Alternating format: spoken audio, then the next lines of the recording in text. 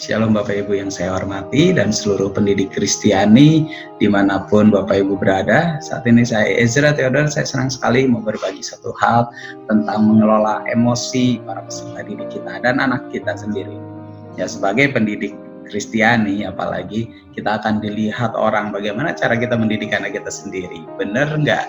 Jadi contoh atau enggak? Nah, kita bisa kehilangan kredibilitas kalau kita nggak bisa mendidik anak kita sendiri. Maka anak-anak kita di rumah adalah target kasih kita yang pertama dan target didikan kita yang utama. Topik kita hari ini adalah tentang mendidik anak, terutama mengelola emosi amarah mereka. Ya, Efesus 6 ayat 4 katakan, "Hai bapak-bapak, janganlah bangkitkan amarah anakmu, tetapi didiklah mereka dalam nasihat dan didikan Tuhan." Jadi kita harus menjadi para pelatih-pelatih yang mendidikkan hal-hal baik kepada anak-anak kita. Nah, itu tidak banyak hubungannya dengan seberapa banyak kita menasehati mereka, tapi kualitas nasihatnya itu seperti apa, kualitas motivasinya itu seperti apa. Nah, kita akan bahas itu di lain kesempatan. Saat ini kita mau bahas tentang amarahnya. Jangan kita membangkitkan amarah anak-anak kita. Nah, ada beberapa pandangan tentang amarah. Yang pertama, amarah itu dosa, jahat, anger. Hanya beda satu huruf dengan danger. Itu benar, anger itu memang dekat sekali dengan danger, tapi tidak serta-merta amarah itu menjadi jahat. Amarah itu sendiri adalah satu hal yang netral. Itu muatan emosi yang Tuhan berikan kepada kita untuk kita mengekspresikan apa yang terjadi di dalam alam pikir kita. Bagaimana cara mengungkapkannya itu yang bisa jadi salah. Seberapa lama itu diekspresikan itu yang menjadi salah. Bagaimana frekuensinya, seberapa sering itu dikeluarkan itu yang bisa jadi salah. Tapi amarahnya sendiri adalah emosi netral. Bahkan Tuhan Yesus pernah marah dan menjadikan satu hal yang positif ketika dia marah di bait Allah, ya, karena dijadikan tempat penyamun katanya untuk berjualan dan untuk mencari keuntungan dan menyusahkan orang yang datang kepada Tuhan. Nah, pertama, amarah adalah satu hal yang netral. Yang kedua, jenis amarah itu sendiri bermacam-macam. Untuk anak yang dididik dengan didikan bahwa amarah itu adalah satu hal yang jahat, amarah itu tidak diperbolehkan. Jadi mereka akan menjadi tipe pertama, yaitu pemendam amarah. Mereka tidak bisa menjadi manusia yang seutuhnya, karena tadi manusia yang seutuhnya Tuhan lengkapi dengan amarah. Nah, ketika orang tua juga tidak bisa menghandle amarah, dia bilang ya udah jangan marah. Artinya dipendam, diledakkan di dalam diri. Namun apakah itu yang namanya kesabaran? Tidak. Karena kesabaran akan mengalirkan damai sejahtera. Namun amarah yang dipendam tidak akan mengalirkan damai sejahtera. Dia akan dingin. Dia akan menjadi pribadi yang cukup saja melakukan hak dan kewajiban, that's all. Nggak ada yang lainnya. Ketika dia marah pada seseorang, dia hanya akan melakukan ala kadarnya. Ketika dia marah sama sekolah, dia akan melakukan ala kadarnya. Ketika dia marah sama orang tua, dia akan melakukan ala kadarnya.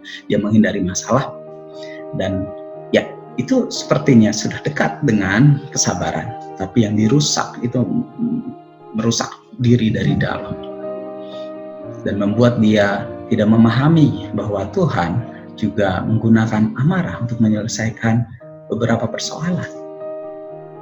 Ya, tidak bisa membuat manusia yang seutuhnya, yang bisa menikmati kehidupan yang lebih ekspresif. Nah, ini jenis anak-anak yang kekal. Ya, menurut saya mereka tidak bahagia.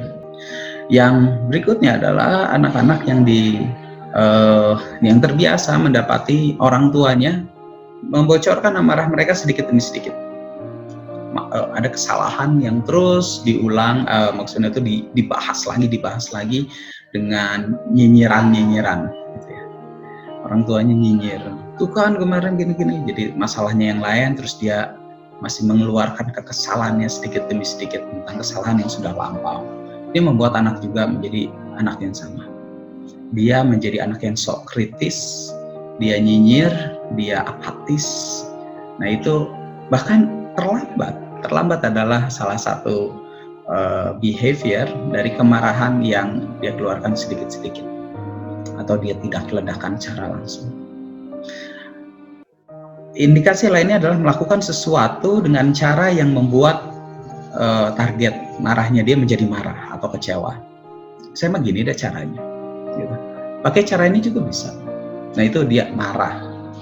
Yang berikutnya yang mudah kita pahami, ya sepertiganya adalah yang marah langsung dar gitu. Itu dia para peledak. Jadi kalau yang pertama itu para pemendam, yang kedua itu para pembocor, yang ketiga itu para peledak. Kontan dia kasih marahnya, dar. Bahkan paling parah itu sampai dia mengungkapkannya itu dengan merusak barang, ya. Jangan cuma anak, orang tua juga ada begitu. Gitu ya, dar banting pintu seperti itu. Nah, ini kalau itu dibiasakan di rumah itu akan terbiasa dimanapun juga, dan itu akan berakibat sangat tidak baik.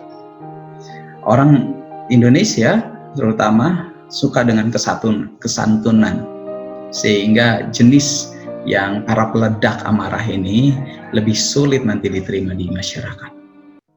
Kita semua suka marah, tapi kita tidak suka ada yang mengungkapkannya begitu vulgar. Orang melihatnya sebagai kurang tata krama, tidak santun dan sebagainya. Itu akan menyulitkan dia. Nah, dengan memahami bahwa anak kita marah tidak hanya dengan cara berteriak atau merusak barang, tapi ada cara-cara yang lainnya. Mari kita sebagai para pendidik pahami dulu itu.